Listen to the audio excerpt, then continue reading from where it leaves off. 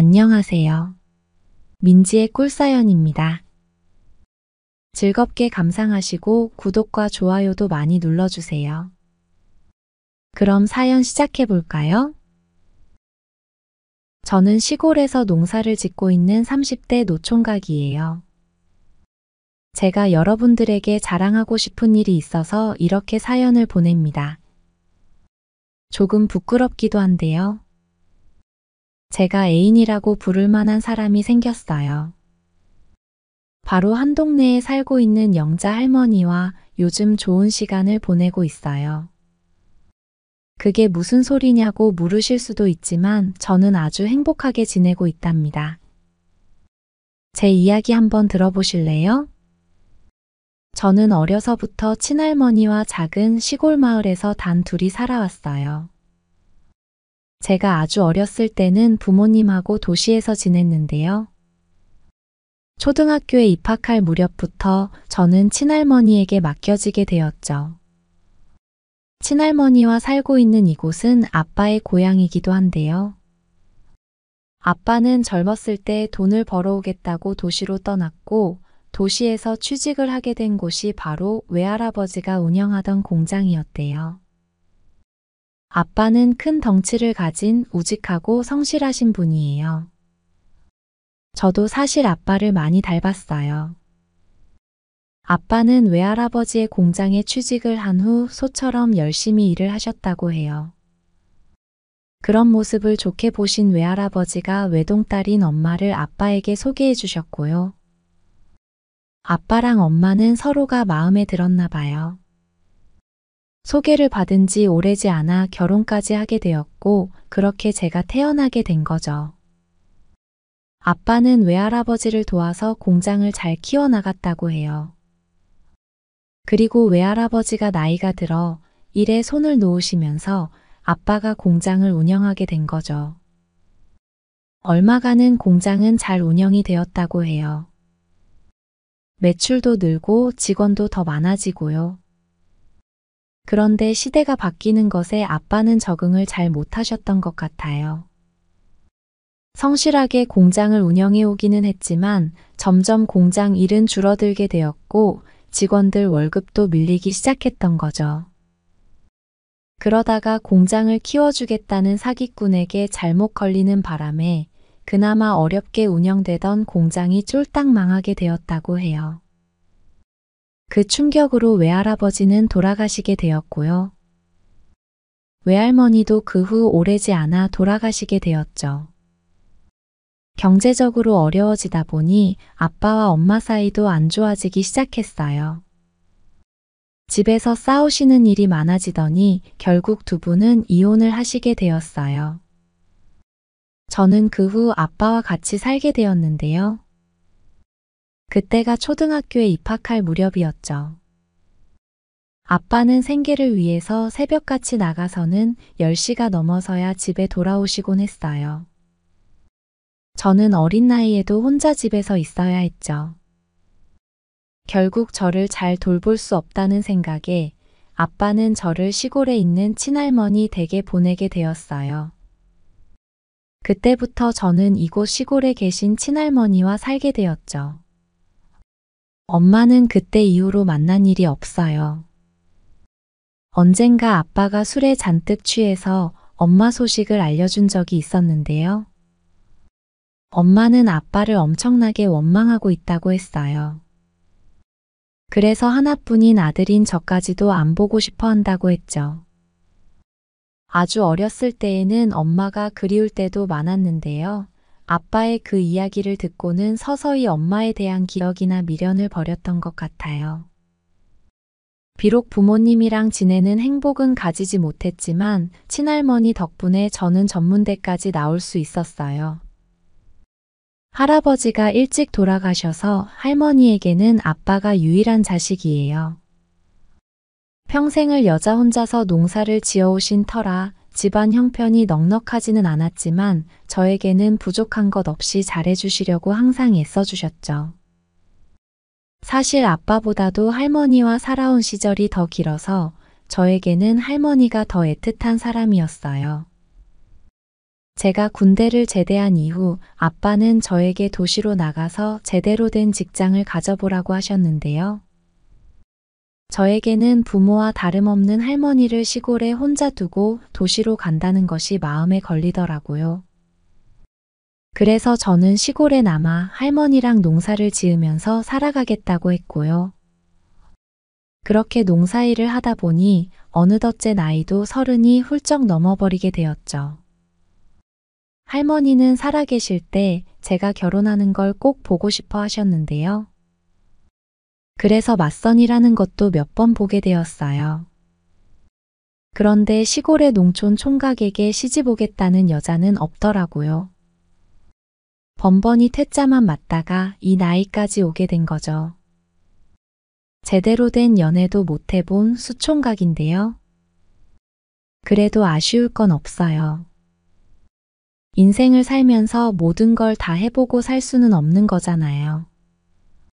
저에게 결혼이라는 건 허락되지 않는 건가 보다 생각하면서 살아가고 있어요. 제가 살고 있는 시골 마을은 정말 젊은이라고는 찾아볼 수가 없어요. 저는 마을에서 가장 어린 사람이고요. 다들 머리가 희끗희끗한 할머니, 할아버지가 대다수예요. 그 중에서도 남편이 돌아가시고 혼자 사시는 할머니들이 정말 많아요. 오죽하면 할머니들은 이 동네가 음기가 센 과부촌이라는 우스갯농담도 많이 하시곤 해요.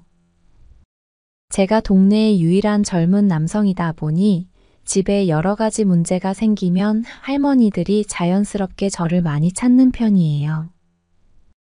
집에 형광등이 나가거나 하수구가 막힌다거나 할 때 할머니들은 우선 저에게 연락을 하시죠. 저도 모두들 제 친할머니 같이 편하고 좋은 분들이니 시간이 되면 가서 흔쾌히 도와드리는 편이고요. 그러다 보니 저는 동네 할머니들 사이에서는 인기가 꽤 좋은 편이에요. 집에 방문해서 작은 일이라도 하나 도와드린 후에는 저를 그냥 돌려보내시는 법이 없어요. 농사 지은 것들을 나눠주시기도 하시고 반찬을 가득 챙겨서 품에 안겨주시곤 하죠. 다들 저를 얼마나 예뻐해 주시고 좋아해 주시는지 몰라요. 왜 할머니들의 진심 어린 표정 있잖아요. 그분들이 저를 정말 아들이나 손자처럼 대해주고 있다는 느낌을 받아요. 평생 못 받아본 엄마의 사랑을 그분들이 대신해주고 있다는 생각이 들 정도예요. 그런데 그렇게 행복한 저의 농촌 생활에 슬픈 소식이 찾아오게 되었어요. 친할머니가 돌아가시게 된 건데요. 아무래도 연세가 있으시다 보니 잔병 치레를 하시다가 얼마 전 돌아가시게 되었죠. 엄마가 저를 버리고 떠났을 때도 그렇게 슬프진 않았는데요. 할머니가 돌아가신 건 감당할 수 없을 만큼 마음이 무겁고 슬펐죠. 아빠도 계셨고 동네에서 많은 분들이 도와주시고 챙겨주셔서 장례는 잘 치르기는 했어요. 특히 그 중에 영자 할머니라는 분이 본인 집안일처럼 친할머니 장례를 처음부터 끝까지 도와주셨어요. 60대 초반이었던 영자 할머니는 저의 친할머니와도 무척 가까운 사이였는데요. 친할머니가 살아생전에 영자 할머니를 많이 챙기셨나 봐요. 아마 집 가까이 살면서 가까웠던 것도 있고 이른 나이에 남편을 먼저 보내고 과부로 혼자 살아가는 점도 비슷해서 친할머니가 영자 할머니를 딸처럼 챙기셨던 것 같아요.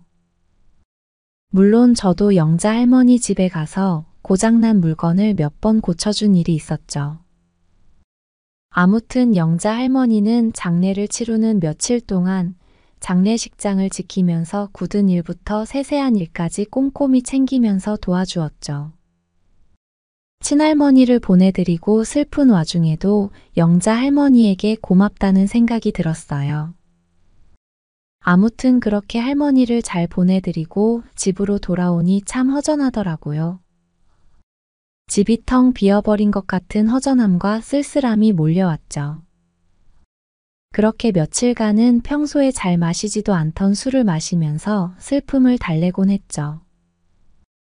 농사일도 손에 잡히지 않아서 하는 둥 마는 둥 했고요. 마치 세상에 혼자 남겨진 기분이었는데 그깟 농사일이 손에 잡히겠어요? 그렇게 슬픔에 잠겨 지낸 지 며칠이 된 날이었어요. 영자 할머니가 문득 집에 찾아오셨어요. 밥이나 잘 챙겨 먹는지 걱정돼서 와봤다면서요.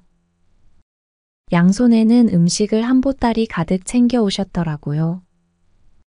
그리고는 빈속에 술만 마시고 있는 저를 보더니 손수 가져오신 음식으로 밥상을 차리기 시작했어요. 텅 비어버린 집에 영자 할머니가 와서 음식을 차리는 모습을 지켜보고 있자니 돌아가신 할머니 생각이 나면서 저도 모르게 펑펑 눈물이 나더라고요. 그렇게 아이처럼 울고 있는 저를 영자 할머니가 달래주었어요. 등을 토닥여주면서요. 한참을 울고 나니 오히려 속도 후련해지고 배고픔도 밀려왔어요. 저는 영자 할머니가 챙겨주신 밥을 먹으면서 기운을 내려고 했죠. 영자 할머니는 제가 밥을 다 먹을 때까지 제 앞에 앉아서 기다려 주었어요. 돌아가신 할머니 생각해서라도 밥 잘 챙겨 먹고 씩씩하게 잘 살아가야 한다고 위로도 해주고요. 오랫동안 알아온 영자 할머니인데 이렇게 힘든 순간에 마주 앉아서 바라보니 참 곱고 단정하게 나이를 먹은 사람이라는 생각이 문득 들었어요. 저는 목이 메이는 목소리로 고맙다는 말을 여러 번 되풀이했어요. 그 후로도 며칠 동안 영자 할머니는 우리 집에 들르곤 했어요. 그 덕분이었을까요? 제 인생에서 겪은 가장 힘든 일이었지만 영자 할머니 덕분에 저도 조금씩 기운을 차리고 정상적인 일상으로 돌아오고 있었죠. 그러면서 우리는 조금씩 가까워지기 시작했어요. 왜 사람들은 힘든 순간을 같이 경험하면 더 급속도로 가까워지기도 하잖아요. 영자 할머니랑 저랑 그랬던 것 같아요. 집도 가까우니 영자 할머니도 우리 집에 더 편하게 오실 수 있었고요. 며칠 후 집에 혼자 있는데 문득 이런 생각이 들었어요. 나도 영자 할머니에게 뭔가를 해주고 싶다는 생각이요. 그래서 그날은 제가 영자 할머니 집으로 먼저 가봤죠. 엄청 저를 반갑게 맞이해 주더라고요. 저는 그동안 신경 써주신 게 너무 고마워서 집에 손볼 것들이 있나 살펴보러 왔다고 하고는 집안 이곳저곳을 둘러봤죠. 전구가 나가버린 전등도 몇 개 갈아주고 낡아서 고장난 것처럼 삐걱거리는 방문 경첩도 새로 사다가 달아드리고 했어요. 그날은 그렇게 종일 영자 할머니 집안 구석구석을 살피면서 말끔하게 손을 봐드렸죠.